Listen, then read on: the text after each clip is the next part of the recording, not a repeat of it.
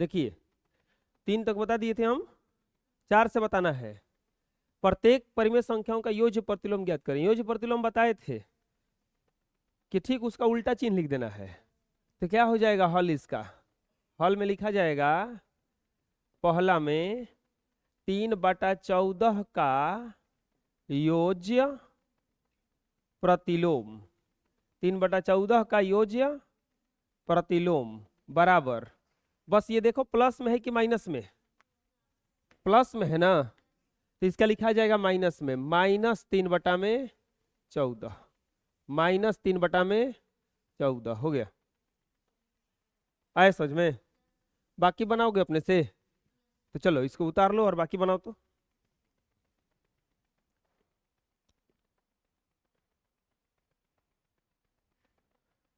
बनाए होंगे, तो दूसरा में बनाए होंगे तो आया होगा 4/-9 का -9 का योज्य प्रतिलोम, योज्य प्रतिलोम।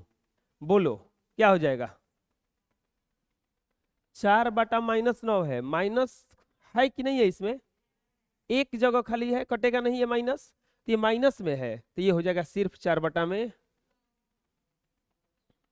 प्लस में हो जाता है ना योज्य प्रतिलोम के लिए। तीसरा क्या आया होगा?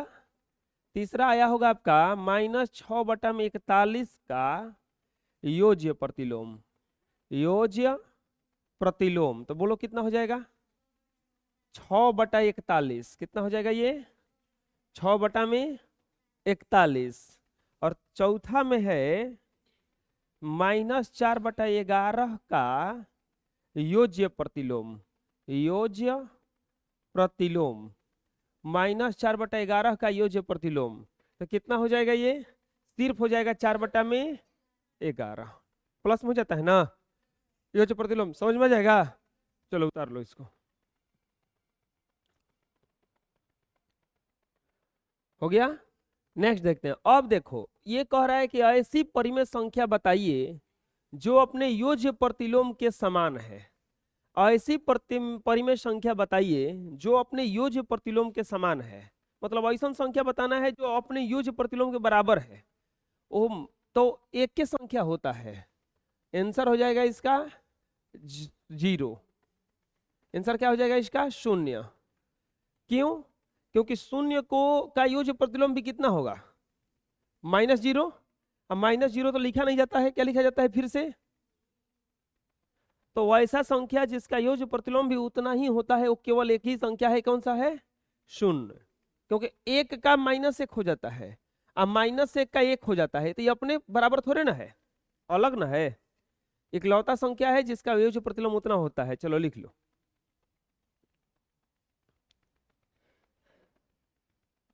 समझ में आ जाएगा ना?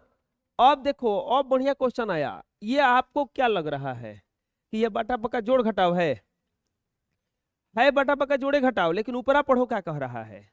कह रहा उचित गुण धर्मों के उपयोग से निम्नलिखित का मान ज्ञात कीजिए। आपको गुण धर्म के उपयोग से बनाना है, जैसे तैसे नहीं बनाना है। गुण धर्म में क्या था? योग का साहचर्य नियम, कर्म विनिमय नियम, ये सब गुण था ना, उसी गुण का प्रयोग करके बनाना है आपको। तो कैसे बनाएंगे? पहला में क्या दिया है? 4/15 प्लस 2/21 प्लस -60/15 प्लस 5/21। देखिए गुण धर्म का प्रयोग करके बनाना है, ऐसे नहीं बना देना, ऐसे बनाइए गलती हो जाएगा। वो जब कहा है कि गुण धर्म का प्रयोग करके बनाना, तो गुण धर्म का प्रयोग करके बनाएंगे। अब कौन सा गुण धर्म का कहां प्रयोग होगा इसमें? देखो कोनो हर वाला देखो तो कौन कौन बराबर जैसा लग रहा है? 15 और 15 और 21 और बराबर लग रहा है ना? ये बराबर है ना? हम क्या करेंगे? याद करो क्रम विनिमय नियम, योग का क्रम विनिमय नियम याद करो। क्रम विनिमय नियम में क्या होता है? a प्लस बी अब बराबर हो जाता है b plus a, a plus B बराबर हो जाता है b प्लस a। योग का क्रम विनिमय नियम। अब यहां पर क्या होता है? a प्लस बी बराबर b प्लस होता है ना? हम क्या करेंगे? एक के जैसन हर वाले को एक जगह लाएंगे, एक के जैसन हर वाले को एक जगह लाएंगे, तो ये 21 वाला है, 21 वाला है, हम क्या करेंगे, इसको यहाँ पर ला देंगे और इसको यहाँ पे कर देंगे, कोई अंतर नहीं पड़ेगा, क्योंकि क्रम विनिमय कहता है कि क्रम को बदल दीजिए। तो ये हो जाएगा आपका 4/15 है, अब प्लस है जा जाएगा -8/15 एक करके घेर देंगे इसे, अब प्लस 5/21 अब प्लस 2/21। समझ में आया हम क्या किए? हम क्या किए कि एक जैसा हर वाले को एक जैसा एक जगह पे ला दिए। ये किस नियम से आया है? तो योग का क्रम विनिमय नियम, योग का क्रम विनिमय नियम। ठीक, अब यहां पर ये दोनों 15-15 एलसीएम ले लीजिए। अब 15 4 अब प्लस -8 अब प्लस यहां पे एलसीएम क्या हो जाएगा 21 होगा ना, और ये हो जाएगा 5 अब प्लस 2 हो गया ना इतना। अब यहाँ पे ये 4 में से 8 घटा कितना बचा -4/15 ये प्लस 5 2 7/21 ये 70 के 21 कट जाएगा यहाँ पे। अरे बोलो, और जब कटेगा तो यहाँ पे क्या बचेगा बराबर -4/15 है आप प्लस 1/3 1/3 और यहाँ पर अब फिर से एलसीएम लीजिए, एलसीएम लीजिएगा तो कितना हो जाएगा ये 15 -4 3 5 15 प्लस 5 ना, अब बराबर घटेगा तो 5 में से 4 घटा 1/। आया समझ में? हम यहाँ पर अगर ये ना करते तो इसके एलसीएम थोड़ा सा भारी हो जाता, फिर बनाना पड़ता, लेकिन ये हम करना ही है क्योंकि क्या कहा है उचित गुण धर्मों का प्रयोग करके बनाइए, गुण धर्म का प्रयोग करके बना दिए। समझ में आ गया? चलो उतार लो।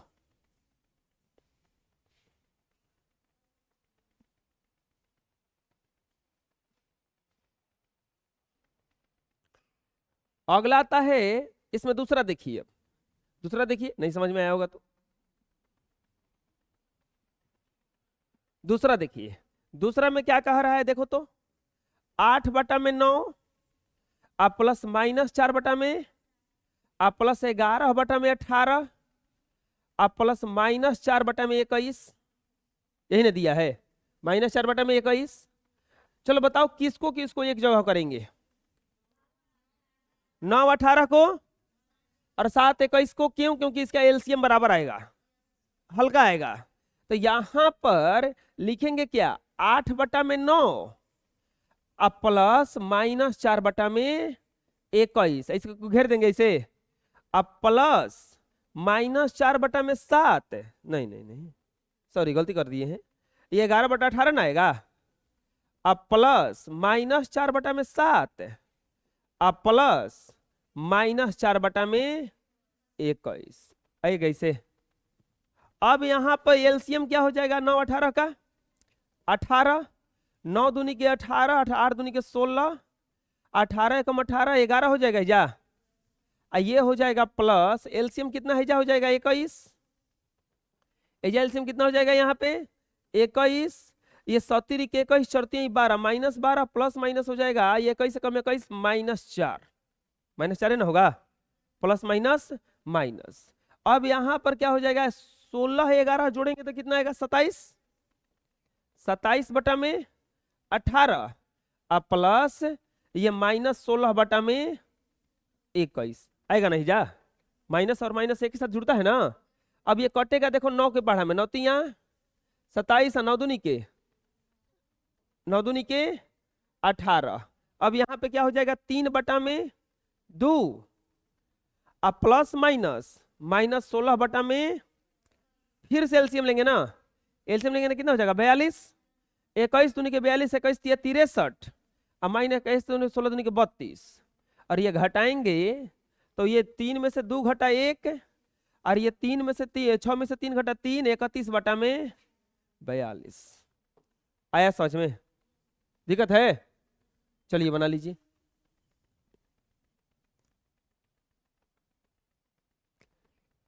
तीसरा में बताइए किसको किसको बराबर करेंगे, तीसरा में किसको किसको चेंज करेंगे एक जगह।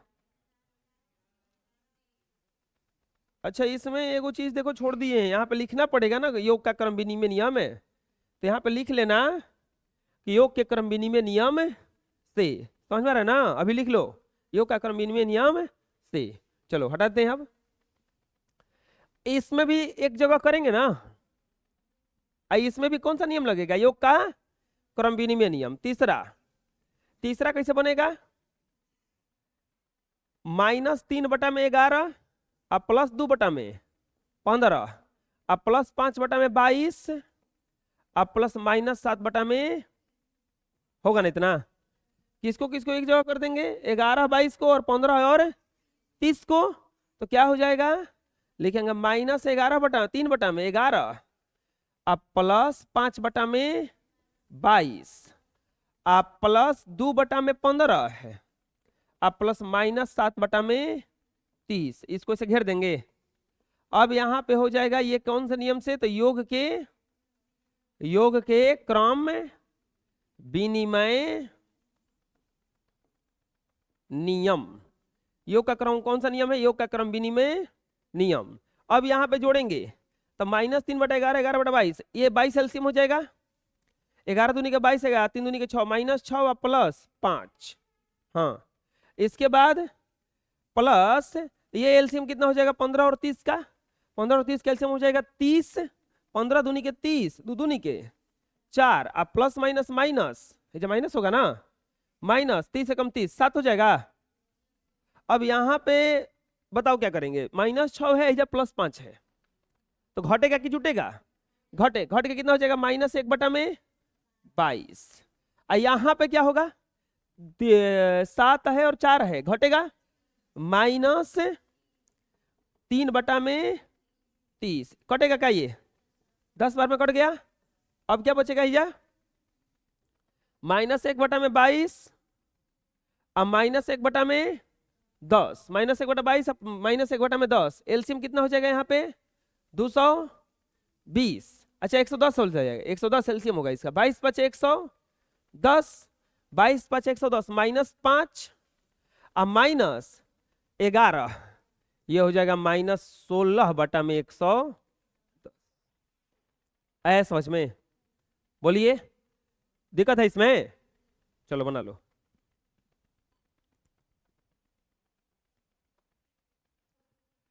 तो इसको बना लीजिएगा अपने से, ठीक है।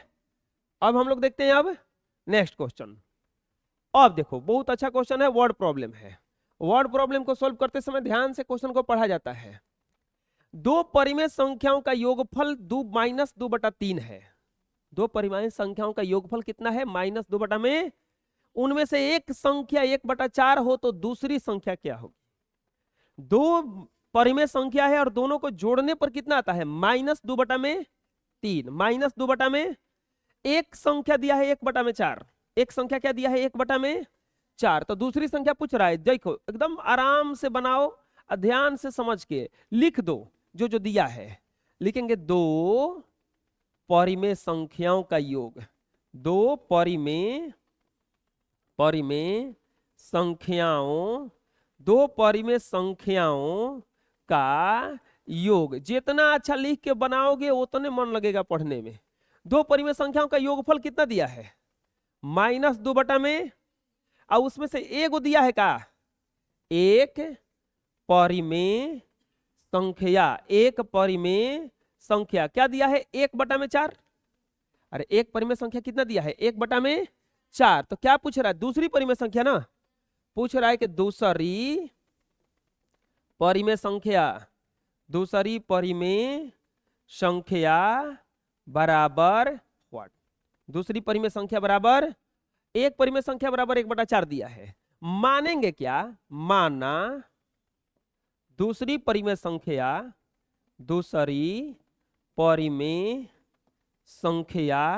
माना दूसरी परिमेय संख्या बराबर मान लेते हैं x। दूसरी परिमेय संख्या कितना मान लिए? x। अब देखो प्रश्नानुसार क्या कहा है? दोनों को जोड़ने पर कितना आया है? -2/3। दोनों को जोड़ने पर कितना आया है? -2/3। दोनों को जोड़ने पर कितना आया है? -2/3। लिखेंगे प्रश्नानुसार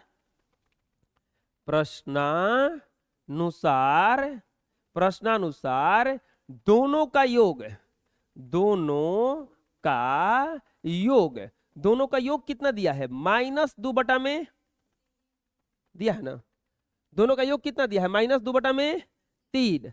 तो दोनों का योग का मतलब क्या हुआ कि हई परिमेय संख्या ई परिमेय संख्या को जोड़ने पर -2/3 आया होगा। तो ई परिमेय संख्या तो एगो दिया है, एगो 1/4, और दूसरा का को हम माने को ची है अब बराबर -2/3। बोलो इतना समझ में आ गया। दोनों का योग दिया है -2/3, ये दोनों में से एगो ई है, एगो ई है, एक करेंगे ना जोड़ के लाया होगा। अब x को इजे रख देंगे, हेकरा के लाएंगे है नहीं, तो ये प्लस में है, तीसरा आएगा तो बराबर की इस तरफ आता है तो माइनस में हो जाता है। तो ये कितना हो जाएगा, या x बराबर -2/3 अब -1/3 अब -1/4, या x बराबर हो जाएगा, एलसीएम कितना हो जाएगा इसका 12, 3 चौका 12, 4 दूनी के 8, -8 और 4 3 12 -3। ये हो जाएगा आपका x बराबर -11/12, -11/, x को क्या माने हैं, दूसरी परिमेय लिखेंगे, इसीलिए दूसरी परिमेय संख्या बराबर -11/12, दूसरी परिमेय संख्या बराबर -11/12। बोलिए दिक्कत है, समझ में आ गया? चलिए उतार लीजिए। सेम टू सेम इसी पर क्वेश्चन ये भी है, नहीं सेम टू सेम नहीं है, थोड़ा सा अलग है। 8/13 के साथ कितना जोड़ने पर जोड़ -5 के बराबर प्राप्त होगा। देखो क्या कहा है, 8/13 में जोड़ना है ना, किस में जोड़ना है, 8/13 में। 8/13 के साथ कितना जोड़ने पर जोड़ -5 के बराबर होगा। 8वां क्वेश्चन, 8वां क्वेश्चन का हल, 8वां क्वेश्चन का हल देखते हैं। क्या पूछ रहा है कि 8/13 के साथ क्या जोड़ा जाए, क्या जोड़ने पर योग बराबर कितना होना चाहिए, माइनस, योग कितना होना चाहिए, माइनस। मान लेंगे, माना x जोड़ने पर, मान लेंगे कि माना कितना जोड़ने पर, x जोड़ने पर, मान लेते हैं कि x जोड़ देंगे तो हो जाएगा। जोड़ दो ना 8 में अब प्लस x कितना आ गया, माइनस। 8/13 में कितना जोड़ दिए, x, तो कितना आ गया, -5। यहां पर कुछ नहीं, अब ये प्लस में उधर ले जाएंगे तो ये हो जाएगा x बराबर -5, अब -8 में, बाटा में कुछ नहीं तो क्या है, बाटा में कुछ नहीं तो क्या है, 1। तो अब क्या करेंगे, यहाँ पे एलसीएम ले लेंगे, ये हो जाएगा x बराबर 13 और 1 एलसीएम हो जाएगा 13, 1 का पहाड़ा 13 ले पढ़ेंगे तो 13 आ जाएगा, 13 कम 13, 13 बचे 65, -65 -8, ये हो जाएगा, या x बराबर -73/13। अब हो गया, ये कटेगा नहीं तो लिख देंगे, इसीलिए -73/13 जोड़ना पड़ेगा। कितना जोड़ना पड़ेगा, -73/13। बोलिए समझ में आ गया? अरे बोलो, ठीक समझ में आ गया? चलो उतार लो। Next question same to same वैसे है कि नहीं है, पर 4 में से कितना घटाया जाए कि अंतर 1/9 के बराबर हो जाए। अब की बार कह रहा है घटाया जाए, इसमें क्या कहा था, जोड़ा जाए ना, इसमें क्या कहा था, जोड़ा जाए। तो देखो कैसे बनाएंगे, एकदम वैसे क्वेश्चन है, ये है 9 नंबर क्वेश्चन का हल।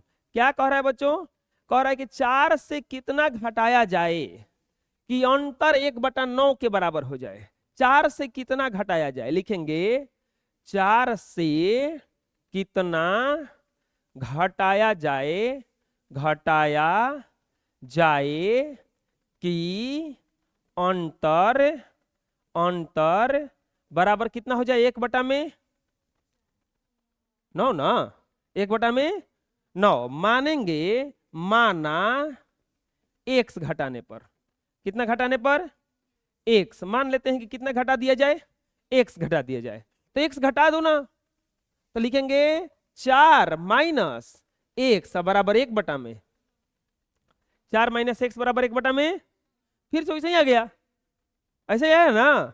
x का मान फिर से फाइंड करना है, x का मान फिर से फाइंड करना है। अब यहां पे क्या करेंगे, ये माइनस, ये प्लस में उधर जाएगा तो माइनस में हो जाएगा, तो माइनस x बराबर 1/9, अब -4। इस माइनस को मत छोड़ो, ये माइनस कम नहीं है, प्लस रहता तो छोड़ देते, ये माइनस है ना। अब यहाँ पे क्या हो जाएगा, -x बराबर, बटा में कुछ नहीं तो 1, एलसीएम हो जाएगा 9, 1 माइनस 9 चौके 36, ये -x बराबर -35/9। अब देखो ये -35/9 आया, एनियो माइनस है, एनियो माइनस है, ये दोनों माइनस क्या हो जाएगा अपने में, कैंसिल हो जाएगा। x बराबर सिर्फ क्या आएगा, 35/9, तो लिखेंगे इसीलिए 35/9 घटाना पड़ेगा। क्या घटाना पड़ेगा, 35/9। बोलिए दिक्कत है, अरे आए समझ में, 35/9 घटाना पड़ेगा। चलिए उतार लीजिए।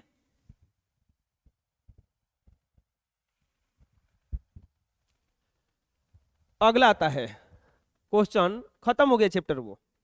अब आता है theory of exercise 1.2। Theory of exercise 1.2। दो परिमेय संख्याओं का गुणनफल समृद्ध, गुणनफल का समृद्ध गुण। इससे पहले हम लोग देखे थे योगफल का समृद्ध गुण। किसका समृद्ध गुण, योगफल का। अब किसका देखेंगे, गुणनफल का। दो परिमेय संख्याओं का गुणनफल हमेशा एक परिमेय संख्या होता है, इसी गुण को गुणन का समृद्ध कहा जाता है। दो परिमेय संख्या का अगर गुणा करोगे ना, दो परिमेय संख्याओं का अगर गुणा करोगे तो हमेशा क्या आएगा, परिमेय संख्या आएगा। यानी कि अगर यहां पर भी रख दोगे परिमेय संख्या, परिमेय संख्या, आ गुणा कर दोगे किससे बचवा, परिमेय संख्या से। गुणा किससे कर दोगे, परिमेय संख्या से, तो फाइनली में भी गुणनफल में भी क्या मिलेगा आपको, परिमेय संख्या। गुणनफल में भी क्या मिलेगा, परिमेय संख्या। गुणनफल में भी क्या मिलेगा, परिमेय संख्या। अगर आप परिमेय संख्या का परिमेय संख्या के साथ गुणा कर दोगे तो गुणनफल में भी क्या मिलेगा, परिमेय संख्या। समझ में आ गया। नहीं तो देखो मान लो कि ये 5 एग्जाम्पल देखते हैं, जैसे 5/9 एगो परिमेय संख्या है ना, आ कॉमा 4/3 ये भी तो परिमेय संख्या है ना। परिमेय संख्या किसे कहा जाता है, वैसे संख्या जिसे p/q के रूप में लिखा जा सके उसे परिमेय संख्या कहा जाता है। तो p/q के रूप में है ना, बटा में है ना, तो इसका वर्गमूल वर्गमूल में नहीं है, ये परिमेय संख्या है। अब यहाँ पे अगर इन दोनों का गुणा करेंगे, 5/9 आ गुणा 4 में, तो क्या मिलेगा, वो कटेगा नहीं, 4 5 20 आ 9 तिया, ये फिर से क्या मिल गया हमें, परिमेय। क्या बता रहे हैं हम कि अगर परिमेय कोई संख्या रहेगा तो उसका दोनों का गुणा भी कर दोगे तो फाइनली क्या मिलेगा वहां पे, परिमेय संख्या। क्या मिलेगा, परिमेय संख्या। समझ में आ गया क्या कह रहे हैं हम, अरे बोलो, ठीक है उतार लो।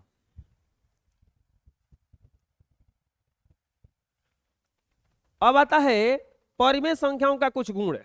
परिमेय संख्या भी क्रम विनिमेयता नियम का पालन करता है।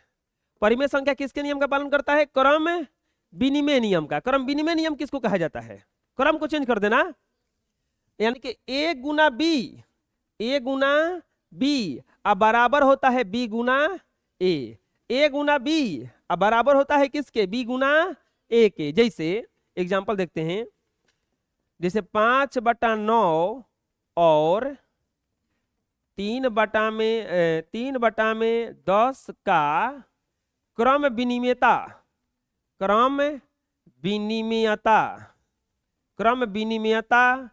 की जांच करें। मान लो ऐसा दे देगा, कहेगा कि क्रम विनिमयता की जांच कीजिए। किसका जांच करना है, क्रम विनिमयता की। अब लिखेंगे क्रम विनिमय नियम से, क्रम विनिमय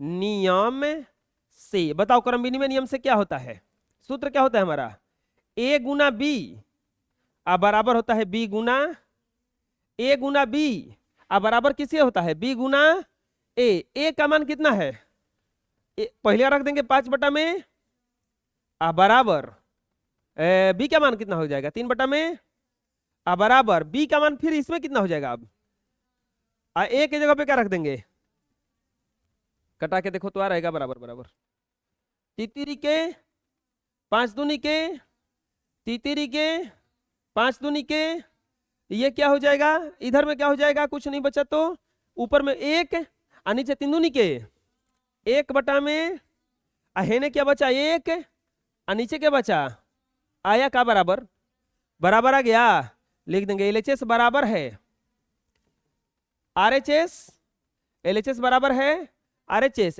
इसीलिए यह क्रम विनिमय नियम का पालन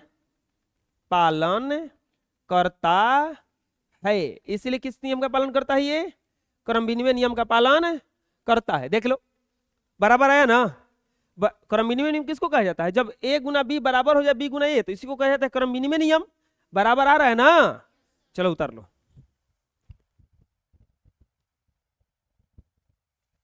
उतार लिए नेक्स्ट देखेंगे गुण इसका नेक्स्ट गुण में आता है साहचर्यता या साहचारिता याद कीजिए योग का भी साहचर्य नियम था योग का भी साहचर्य नियम था साहचर्य नियम का यही ना सूत्र होता है ए गुना बी बराबर गुना सी बराबर होता है ए गुना बी गुना सी बस घेरा जाता है अलग अलग इसको तो गुणा भी साहचर्य नियम का पालन करता गुणा भी साहचर्य नियम का पालन करता जैसे एग्जांपल ले लेते हैं जैसे मान लो कि दिया रहेगा 5/3 कॉमा 3/10 कॉमा 2/3 के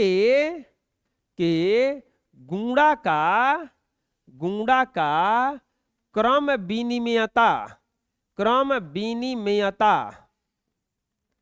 विनिमयता की जांच करें किसका जांच करना है क्रम विनिमयता की जांच करना है किसका जांच करना है क्रम विनिमयता की जांच करना है चलो तो देखते हैं चलो एक में क्या करो कि ए बराबर में मान लो 5/3 माना ए बराबर 5/में बी बराबर बोलो क्या मान लेंगे बी बराबर मान लेंगे 3/में और सी बराबर क्या मान लेंगे 2/में सी बराबर मान लेंगे 2/3 अब देखेंगे साहचर्य नियम से लिखेंगे साहचर्य नियम से साहचर्य नियम से बोलो क्या होता है सूत्र में ए गुना बी गुना सी बराबर होता है ए गुना बी गुना सी ए गुना बी गुना सी बराबर होता है ए गुना बी गुना सी ए कितना है 5/3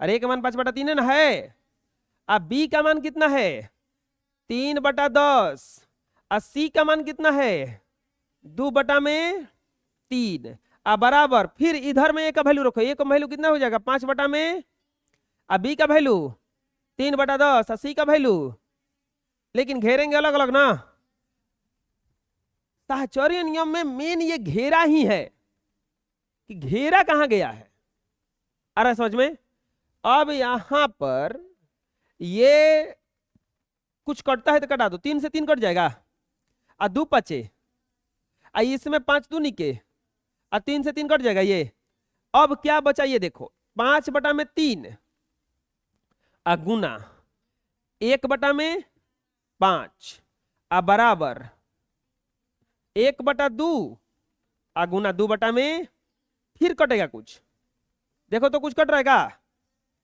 ये 5 से ये 2 से क्या बच गया अब यहाँ पे 1/3 बराबर 1/में बच गया इतना 1/3 बराबर 1/में बराबर आया का तो साहचर्य नियम का पालन करता है कि नहीं करता है लिख देंगे इसीलिए एलएचएस लिख देंगे एलएचएस बराबर आरएचएस एलएचएस बराबर आरएचएस इसीलिए यह साहचर्य नियम का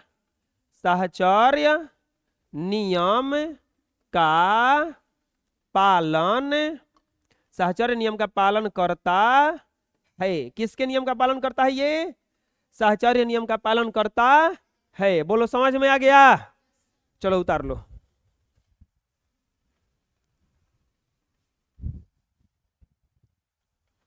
नेक्स्ट, गुणा तत्समक। याद है जोड़ तत्समक आया था, योग तत्समक आया था ना। योग तत्समक में क्या था, उसको जीरो जोड़ा जाता, जो जीरो, उसमें जीरो जोड़िए कोई अंतर नहीं पड़ता था। वैसे ही आता है गुणा तत्समक। गुणा में कितना से, ऐसा चीज से गुणा करना है कि बदले ही नहीं, इकलौता एक है। एक से कितनों बार गुणा कर लीजिएगा कोई भी संख्या बदलता नहीं है। तो जब किसी परिमेय संख्या में एक से गुणा किया जाता है तो हमें गुणनफल के रूप में वही परिमेय संख्या प्राप्त हो जाता है।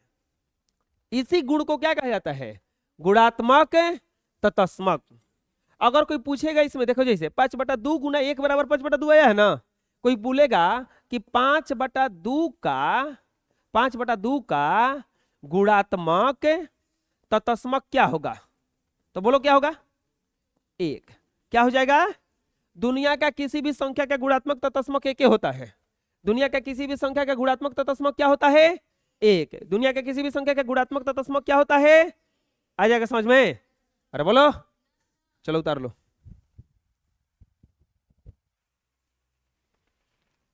अब अगला आता है, देखो आ गया गुणात्मक प्रतिलोम या व्युत्क्रम। गुणात्मक प्रतिलोम या व्युत्क्रम, एक शून्येतर परिमेय संख्या का व्युत्क्रम उसका गुणात्मक प्रतिलोम या व्युत्क्रम कहलाता है। जैसे 4/5 का व्युत्क्रम क्या हो जाएगा, 5 में, और 9 का व्युत्क्रम क्या हो जाएगा, 1 में, उल्टा कर देना है, बोलो।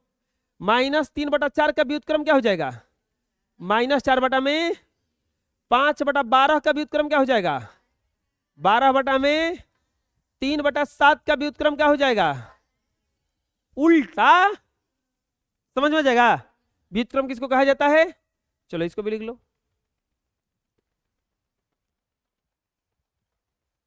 अब आता है अगला, गुणन के वितरण योग पर वितरण। गुणन के योग पर वितरण, गुणन के योग पर वितरण, गुणन के योग पर वितरण। वितरण का मतलब होता है बांटना। वितरण का मतलब क्या होता है, बांटना। योग के अनुसार उसको बांट देना है।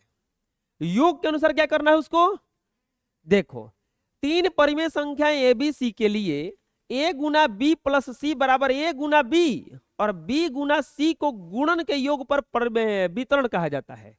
यानी कि इसीलिए इसको नीचे लिख लेना है, मतलब इसी में लाइन के नीचे a गुना बी प्लस सी अगर रहेगा तो हम एक बार गुणा कर सकते हैं इस b के साथ, a गुना b, अब फिर इसी a का गुणा करेंगे किसके साथ है, c के साथ, a गुना, यही सूत्र है किसका, तो योग के गुणन पर वितरण का, योग के गुणन पर वितरण का, योग के गुणन पर वितरण का। ना समझ में आया, फिर से बताते हैं। अगर देखो इतना रहेगा ना तो इसी ए का गुणा कर देंगे बी प्लस सी से, या इसी ए का गुणा कर देंगे ए और सी से। चलो ना एग्जांपल देते हैं।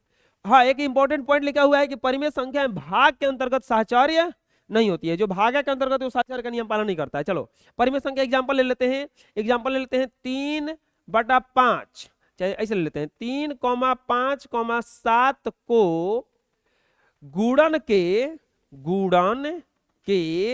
वितरण पर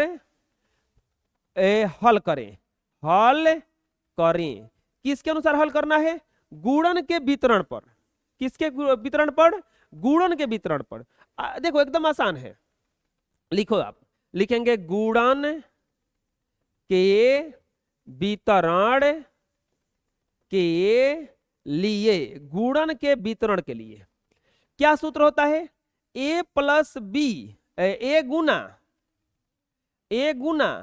बी प्लस सी अब बराबर क्या होता है, a गुना बी प्लस a गुना, ये बोला है गुणन के वितरण पर हल करने के लिए। लिखो इसको इसी रूप में, a के जगह पे क्या लिख देंगे, अब b के जगह पे क्या लिख देंगे, अब प्लस सी के जगह पे लिख देंगे। ठीक, अब देखो इसका मतलब क्या हुआ, इस 3 का गुना करेंगे इस 5 के साथ तो ये हो जाएगा 3 गुना, इसी गुना करेंगे प्लस का बीच देंगे ना बीच में, अब इसी 3 का गुना करेंगे किसके साथ, 7 के, तो क्या लिखा जाएगा बोलो, आया समझ में। बांट देना है दोनों को। अब इसको देखो, दोनों को सोल्व करोगे आंसर बराबर आएगा। कैसे? अब इसमें कोष्ट का क्रिया पहले होगा, तो कोष्ट का क्रिया पहले करो तो 5 और 7, तो यहां पे क्या लिखा जाएगा 3 गुना 12। लेकिन हेकरा में किसका क्रिया होगा पहले? गुना का। पस्ती आई आप प्लस 70 के हो गया। अब इसका गुना कर लो, बढ़ती आई 36 अब बराबर 15 21 आ गया का बराबर। आया समझ में? गुणा के वितरण नियम समझ में आ जाएगा। ये क्या करना, बांट देना है एक दूसरे को, ठीक है ना। चलिए इसको उतार लीजिए, इसको उतार के तुरंत अभी ये वाला बनाइए। ये 4 6 और 9 को गुणा के वितरण नियम पर बनाइए। तो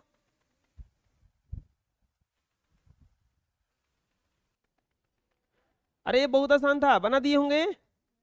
4 गुना 6 प्लस 9 अब बराबर 4 गुना 6 अब प्लस 4 गुना 9, 6 चौके 24 और 9 चौके 36। नहीं, ये 4 गुना 15 हो जाएगा ना। अच्छा चौके 24 और प्लस 9 चौके 36, ये हो जाएगा 60 बराबर आया है। चलिए नेक्स्ट देखते हैं। अब हम लोग नेक्स्ट देखते हैं हम लोग।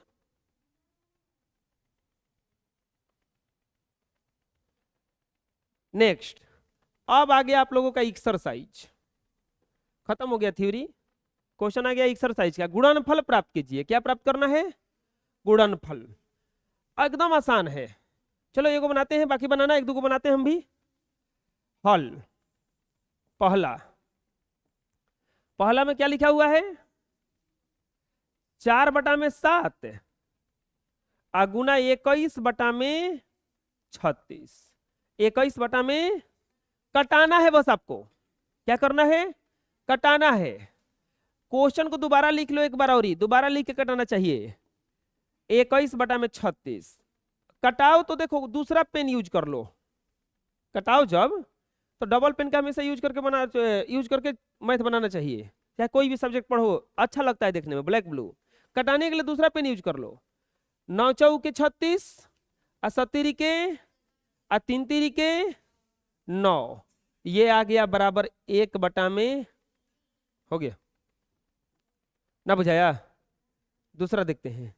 दूसरा में दिया है 5 बटा में 81 गुना 27 बटा में 125। 27 बटा में 125 एक बार और लिख लेंगे क्वेश्चन को, तो क्या लिखाएगा? -5 बटा में 81 गुना 27 बटा में 125। 27 बटा में 125। अब क्या करेंगे? कटा देंगे। कटाओ, 5 से कटेगा ये 25 बार में। 5 से कितना बार में? 25 बार में। और ये कट जाएगा 9 तिया 27 और 9 नवा और फिर 3 से कट जाएगा 3 3 के हो जाएगा ना। अब यहां पे गुणा भागा कर लो जो बचल है, तो ये हो जाएगा आपका माइनस है, तो माइनस कुछ नहीं बचा, 1 बटा में 25 नहीं आई। आया समझ में? आए तो बाकी बना लोगे इसमें का, तो इसको उतार के बाकी अभी बनाइए।